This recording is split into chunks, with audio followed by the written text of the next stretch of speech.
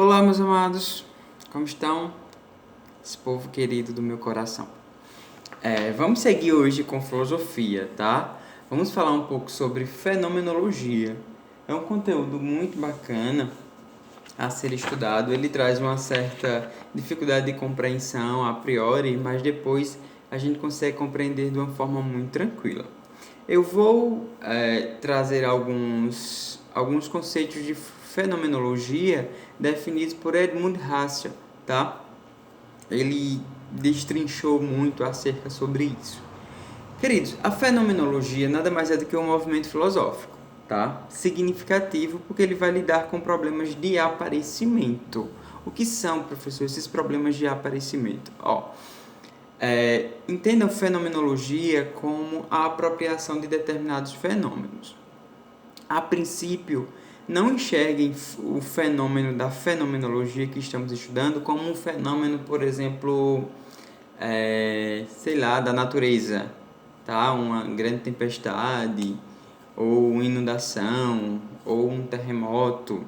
Isso é um fenômeno natural, tá? Mas para o estudo de filosofia, nós vamos tratar de fenômeno numa questão de conhecimento, de consciência.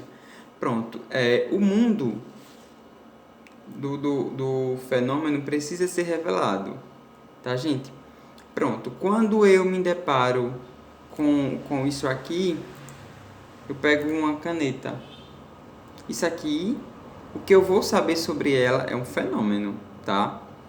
Eu vou, a princípio, se alguém me perguntar para que serve ou me deu uma descrição, não vou precisar, na verdade, fazer uma descrição detalhada. Como, por exemplo, o meu colírio aqui, tá? Eu já tenho um certo conhecimento acerca disso. Então, isso é um fenômeno, certo? Que eu vou enxergando, que eu vou aprendendo. Tudo isso pode ser definido como fenômeno, tá? E, na verdade, eu tenho que saber também que tudo que é novo, também ele é um fenômeno. Se eu pego algo, sei lá, pronto, talvez aqui vocês nunca tenham visto. Para mim, não vai ser um fenômeno desde logo, mas para vocês serão. Isso aqui parece, na verdade, um pendrive. Tem todas as características de um pendrive, tá? Mas ele é o token. Aqui é a minha assinatura digital, para que eu consiga assinar os processos que hoje são eletrônicos. Já tem um certo tempo, na verdade. Então, para vocês, isso aqui é um token. Isso é um fenômeno para vocês, tá? Algo novo que vai despertar em vocês o interesse em saber a serventia e utilidade. A fenomenologia, ela traz muito isso, tá, gente?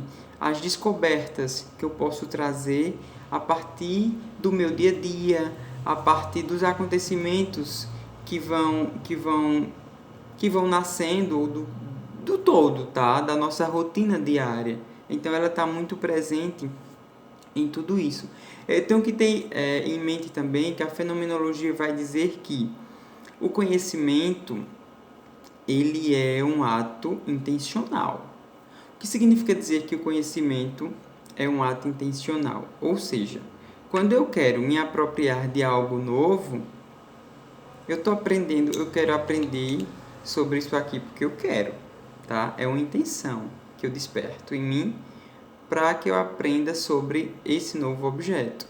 Então, o conhecimento em si é algo intencional. Assim, ele não vem por osmose, por exemplo, tá? A gente não se apropria do conhecimento por mera temporalidade, vamos dizer assim. É algo que a gente busca, tá? É algo que eu vou atrás. Cada tempo tem a sua consciência também, precisamos ter noção disso.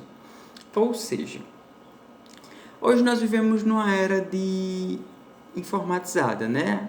Chamada era globalizada. Nós temos hoje determinados conhecimentos, determinados conceitos, vamos dizer assim, né? Determinadas consciências. Pronto, a consciência que eu tenho desse tempo, do tempo de hoje, é diferente da consciência que as pessoas que viveram alguns anos atrás terão. É tanto que, por exemplo, se a gente for travar uma conversa com pessoas mais velhas, tem concepções tem conceitos, tem novas formas de viver que talvez para eles não sejam muito interessantes.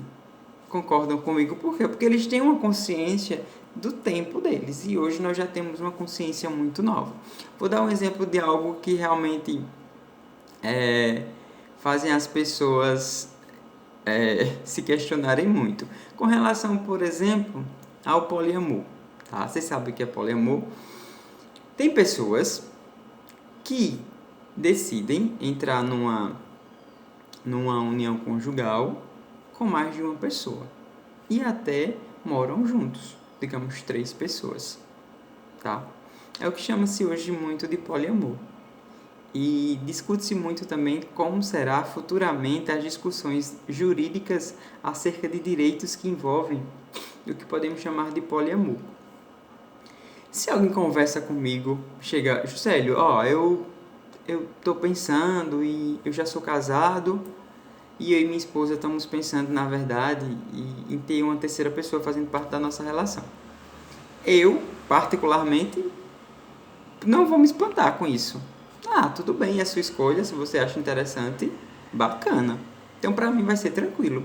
Por quê? Porque eu já tenho uma consciência desse tempo moderno em que eu já tenho a compreensão de que as pessoas são livres para fazer as suas escolhas e não compete a mim dar direcionamentos ou fazer julgamentos de valor acerca dessa situação. No entanto, se esse casal que me procurou decide procurar, por exemplo, os meus pais, né? Chega, dona Aparecida, seu José Bernardo, queria conversar uma coisa com vocês. É que eu e minha esposa, a gente está decidindo aderir ao poliamor. Meu pai vai ter um espanto. Minha mãe, então, vai dizer, nossa, como assim? Que loucura é essa? Por quê? Porque eles têm o tempo, o de consciência deles. Nós temos o tempo de consciência nosso. Então, para eles, uma situação dessa vai ser um espanto, tá? Para a gente, para mim, eu acredito que para vocês também, não vai haver espanto nenhum. Então, a fenomenologia vai dizer que cada tempo tem a sua consciência, tá, gente? Então, por isso que muitas vezes a gente não pode fazer críticas muito severas às pessoas mais velhas, tá? Por quê? Porque, assim, em que pese a gente tentar levar para eles o conhecimento, mas vai ter compreensões sociais que para eles vão ser muito absurdas, como esse exemplo que eu dei, na verdade, do poliamor, tá? Isso é só um exemplo, viu? Só para que vocês entendam, na verdade, essa concepção de consciência diante do seu tempo. Só que eu preciso entender também que a consciência ela é um valor mutável, tá? Ou seja, ela vai acontecer e vai mudando com o passar do tempo, como eu acabei também de dizer a vocês sobre isso. Que meus pais tinham uma consciência sobre determinada situação, eu já tenho outra. Provavelmente meus filhos e meus sobrinhos já terão outra concepção, outra visão.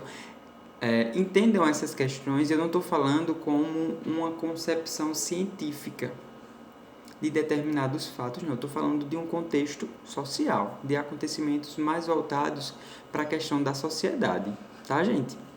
Deixa eu ver o que eu tenho mais para falar para vocês. Toda consciência, tudo é uma consciência de algo, tá? Tudo é uma consciência de algo. O que significa dizer isso? Significa dizer que por mais que eu pegue, um objeto que é desconhecido para vocês, mas vocês vão ter conhecimento de alguma coisa, né? Então, automaticamente, vocês vão dar as suas primeiras impressões sobre isso. Então, tudo é uma consciência de algo.